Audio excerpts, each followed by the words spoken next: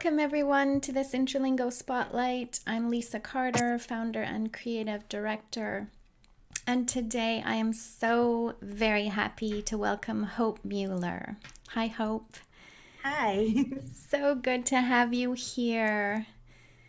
It's good to be here. Thank you so much for inviting me on. That's great. So, Hope, we're going to have all your bio and information in the show notes, but Okay. you are a debut author. Your memoir has just come out. I've read it in ebook format, so that's the one I can show. You have a Yeah. copy, I'm sure, but it's called Hopey. There you go. Hopey, from commune to corner office. And would you like to tell us just a little bit about the memoir to start? Yeah, I mean, the memoir is an inspirational memoir. It's intended to reach out to people and connect in, meaningful ways. It starts my early life on a commune, which was wild and chaos and super exciting with drugs and sex and orgies on the living room floor. And then fast forward to today, I'm a successful executive. So it's a little bit about that story. Yeah, it is quite a ride. It's really a coming of age story, right? Like it takes us through your childhood into your very early young adulthood and just hints at the start of your career. Yeah. So, I mean, the book itself, like the frame or the timeline of the book starts at birth to when I take my entrance exams in school or to university. And then there are I put a little bit of flash forwards in there, which are little glimpses of my life today to let you know that I made it out and it was fine. It's all great now. um, Yeah. but certainly the sort of the core of the book ends when I go off to university. Yeah. So, as you know, Hope, at Interlingo, we look at world literature. It's a way of understanding more about the world, but also ourselves. And though you grew up in the United States and are located in the United States, and a lot of people watching are from, North America, still the world you grew up in of a commune is completely unfamiliar to most Oh, of yeah. us. Yeah, it's true. So it's funny because when you say commune, here, at least in the United States, you think of something remote in the woods or in Oregon or somewhere out west. Yeah. And that's not what it was. It was a cooperative daycare setup. Um, and people had signed up for shifts where they were watching the kids, and any kids could come and go, and any families could come and go. And the only difference was my mom and myself and my sister all lived there. So Right. everybody else sort of, it was something that they would interact with and leave, but we actually lived there. So, you know, commune also has some association with, maybe a religious belief or some Mm-hmm. other spiritual component. And that certainly wasn't the case either. Um, but having said that, it was communal living where everybody shared everything. You didn't necessarily have a bedroom or a bed assigned to you didn't necessarily have your own possessions in any way. And you never knew what kids would be there and what adults would be there and sort of what would be occurring for the day. Right. And you talk about that extreme freedom, which as kids you adored.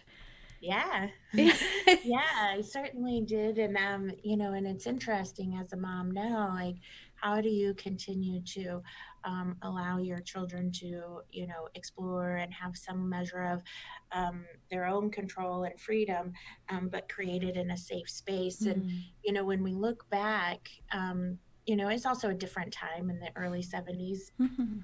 right? That, I think kids were given a lot more freedom and just in general, right? And sort of managing yourselves, and the kids turned into sort of this, pack of children, where the older kids, took care of, but also made all of the little kids do their bidding. So it was this sort of give and take. But certainly the big kids watched out for us, and I was one of the youngest children in the whole crew. So I probably got a lot of care by the Mm, older kids, just by nature of my age. right. Yeah. Wonderful. So, would you like to read a selection for us? Okay. That'd be Yeah, so great. this piece is called Donuts, and it is a time when I was living. It was my mom was in between husbands and boyfriends, so it was one of the times it was just my mom, my sister, and Lori, or my sister Lori and myself, and we had moved out of the commune by this point. She had gotten married, and then we had left, or she had left her third husband, and this was during that time. Okay. So it's a peaceful it's a peaceful piece. so so donuts.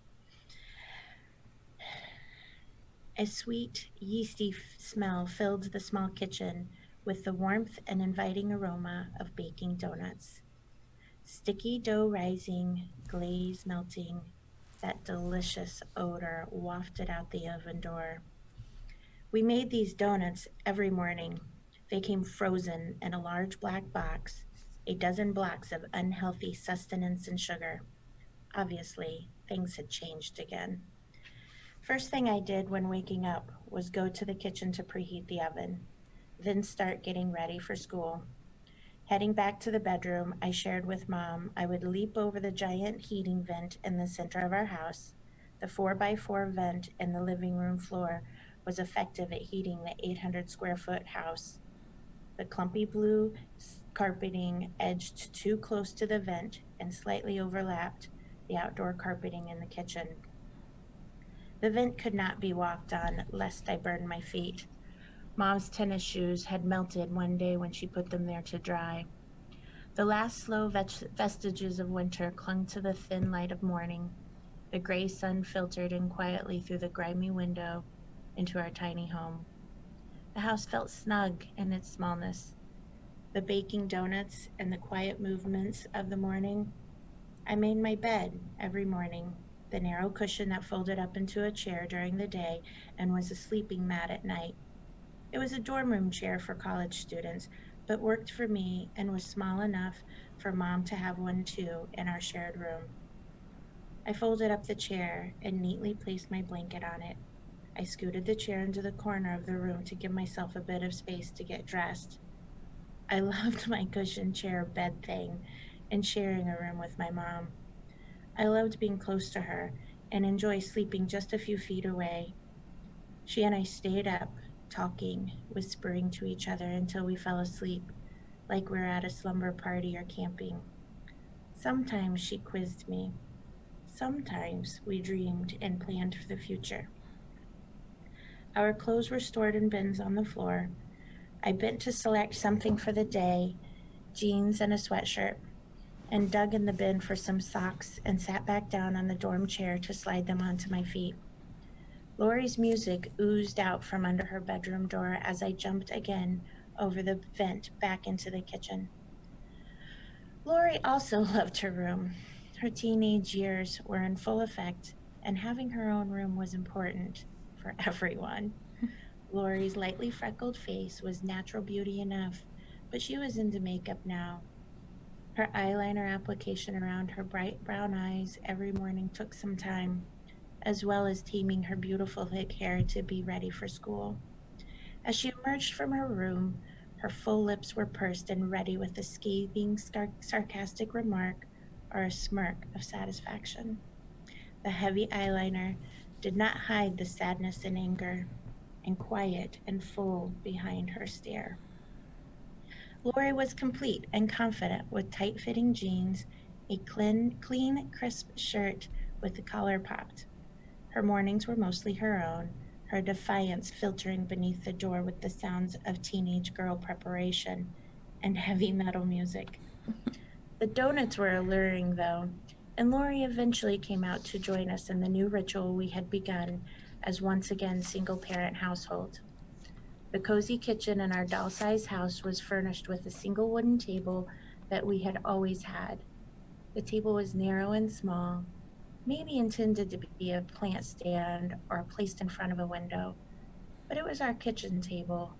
Well, whenever Mom was single. The table had grooves in it where the wooden slats had been glued together, and I loved to glide a butter knife down the grooves, digging out the greasy black grime that settled there.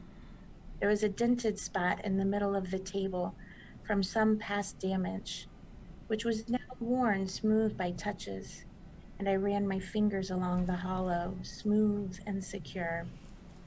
The feeling of the wood worn underneath my fingertips felt reassuring. The wood had been damaged, but with continued care, it could be made smooth and safe again. There was comfort in the knowing the places, knowing the wood, knowing the smell, and fitting my fingers in that scar. The weak morning light reached through the window over the sink, then spilled into the worn outdoor carpeting glued to the kitchen floor. The oven warmed the tiny space as I waited patiently for the donuts to cook. 12 minutes to heated, gooey dough and flaky sugar goodness. I leaned against the stove. Mom sat at our little table, her cigarette burning in the ashtray. The coffee cup she lifted to her lips was chipped and stained. The edges of a grin played on her lips as she slurped the dregs of her morning drink. She looked up and smiled at me as she reached forward to prepare her water pipe. The bong was short, made of translucent purple plastic. Mom wadded up her scrum of pot and crammed it into the small bowl. She glanced up at me to see if I had checked the progress of the donuts. I gave her a nod, still not done. Just a few more minutes now. She flicked the lighter and held her thumb over the small hole in the back of the bong and inhaled. The smoke bubbled through the water. The purple plastic was sticky with brown tar and grime from years of use. The water gurgled, bubbled, and released the thick, dense smoke. The smoke coiled up the short distance to her mouth. Mom inhaled deeply, held her breath, emitted a little cough, then held her breath again. Her eyes were glassy. She smiled with a satisfied, tight-lipped grin held on her face. She exhaled, mixing the marijuana scent with the aroma of the baking donuts. In the pause, we made eye contact, acknowledged each other. Mother and daughters in the warm kitchen, donuts and drugs greeting our morning, satisfied and accepting. The donuts came out of the oven, just two paragraphs. That's good. And we let them cool just enough to take a bite. The sweetness coated the back of my throat, and the yeast scent filled the air. The sticky glaze oozed over the warm pastry, clinging to my fingers and leaving white flakes on my lips. I licked the sugar from each finger, gathering each bit of flavor into my mouth. Mom returned to the bong. Time seemed to slow in our frail broken light. The fragrant sugar swirling, commingling and joining the burning marijuana smell. She smoked some more, gurgle, inhale, hold, cough, hold.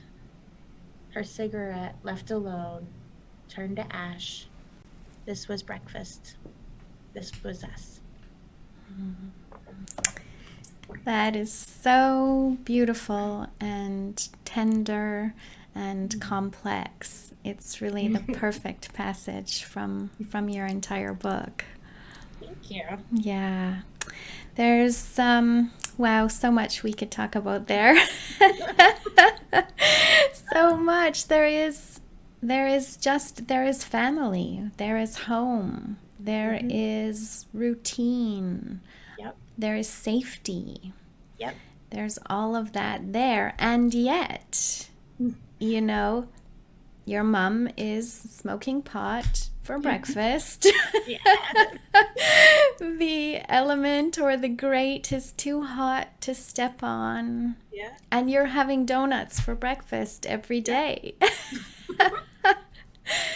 It's I think one of the things that I found in reading the book throughout Hope, and in part it's because we do know one another, and so, but whether you do or not, there is such empathy, there is such feeling for you as a child that it becomes really hard as a reader, for me at least, Yeah. 100%, not to judge, Yeah. not to be angry or Yeah. frustrated. Mm-hmm.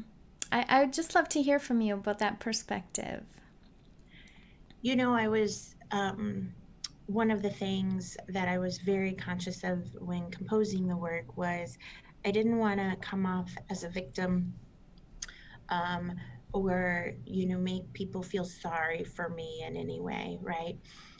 What I wanted to do was, you know, sort of list an accounting of events and put the readers right in the action or feeling what I was feeling. And a lot of people have, you know, sort of confirmed that there's, you know, here's the story, but we're not playing victim to our circumstances. And I do think that's one of the pieces. But I do know what you're saying. You know, there's, you know, several books. I recently finished Educated, or you've ever read Poisonwood Bible, right? Like, yeah, I hate those people. I'm so mad at that parent or whatever. That, you know, that, at least with Poisonwood Bible, like I debated quitting reading that book, you know, after, because I was so angry at the father the entire time. So, you know, I think that is the mark of, you know, being able to put the reader in the experience. But I do hope that it comes through that there is a real foundation of love, and my mom and I are still very close. And you know, she loved me, and she loved me unconditionally. And so, even throughout our addiction cycles and some of the challenges we faced, that, you know, that love was there, and that unconditional acceptance of who we are as a human being, and the assurance that I could be amazing and that I could go off and do anything. And I, you know, that's what I built on to, you know, to advance my career and myself. So, you know, but I had to have that foundation of love and acceptance and belief in order to know that I could go off and do great things. Yeah, and I think that is really one of the beauties of the book, but your book in particular, and memoir writing as a whole, is that it's not one story. There are many angles from which we can look at it. And I think, you know, for me, I was very upset with myself for feeling judgmental, because I dislike it so much when people are judgmental, you know, about my experience, because they don't have the whole picture. Yeah. And I think it is really really well done that you have managed to show these different sides so that we feel so much for you, but yet you bring us into the broader truth of your life overall. You know, I had someone reach out to me after they finished the book, and they said, I want to meet your mom. What an amazing woman, who could create that foundation of love throughout all of those things that you guys experienced. And there's also, after, you know, the book launch and a lot of the book readings and meeting the readers, um, there's also, like, I feel like maybe I need to go back and write a book of all the really fun and great things that happened in my childhood, because all of that was there too, you know. And there is science behind remembering trauma, right? There's, your brain remembers trauma, you know, more finitely and more specifically than it remembers a series of good at things. And that's, you know, that's to help you keep alive. You know, if you experience this again, you should get out. Stay away. So you should stay away. So, so some of them, my most crisp memories are, you know, traumatic. But you know, there's loads of wild, fun, and great things that we did, as children and as a family. You know, and some of it's captured, but not all of it. And you know, and those memories are just a little hazier. So. For sure. And I'm sure that, you know, I think that in the process of writing a memoir too, like it's a chance for you to reflect back on all of those things and to learn from them. So there is a purpose in highlighting or remembering or going to those places of trauma, as you say, precisely biologically because of how it imprints us, but also what you can take from it, and that is the beauty of memoir. Yeah, and I'll tell you, that is the piece that people really identify with. I mean, I've had someone reach out to me, and and it was the most beautiful thing. And all she said was 5 words. It was, "Thank you for this book." But it just was so meaningful. And then, I've had other people, and since that time, since I've launched and done, been meeting readers, I mean, especially for women, and maybe women who have had trauma in their early years, um, they feel validated. Here's an experience that they had, and they are real, and they are good and valuable human beings, and Yes. that really resonates with a lot of readers. Um, but even the sections about work and having to flat iron my hair, right? Yes. It resonates. People are like, "Oh, I hate flat ironing my hair," and I'm like, "I hate it too." And all of us women are out here, like, flat ironing our hair all the time. Um, and so even those pieces really resonates. And then the other piece that people have been reaching out to me more about is just, how did you write your book, and sort of wanting to learn about the writing process. Mm-hmm. But it really does connect, and people identify with different pieces of the book, and are eager to talk about it. So that's been amazing. It's been an Yeah. amazing journey. That is incredible. That is so fantastic. Yeah, and I think that's kind of where I would like you to leave us is Okay. what do you hope that readers who haven't yet read but Yes. will read Yes. Hopey, Go what do read it. you hope that they will take from it overall? It's that foundation of belief that I want people to continue to walk away with. I want folks to know that they are amazing. They are amazing exactly who they are today. And if they want to go out and do more amazing things, or different in things, and they want to grow and believe, you want to write the book, you can go write the book. You want to, start a whole new career. All of those things are out there and available to everyone. And just go out and be your amazing self. And I want folks to feel inspired regardless of whatever they've experienced, or are experiencing right now today. They can go out and overcome any of that. That's what I want people to do. That's And fantastic. connect with me. Like, if you really like Yes. it and you want to connect, everyone can email me at hope@hopey.net, and I'll email you back, and we can start a conversation. And that's been some of the most amazing part, is just connecting with readers and seeing how it's moved them individually. That's beautiful and fantastic, and Mhm. it's perfect. It is really, it does sum up really what your book aims to do, and Good. certainly what I got from it as well. It certainly Good. made me reflect and realize that, yeah, we are who we are because of where we've been, and it's That's right. all good. Yep, that's Yeah. good.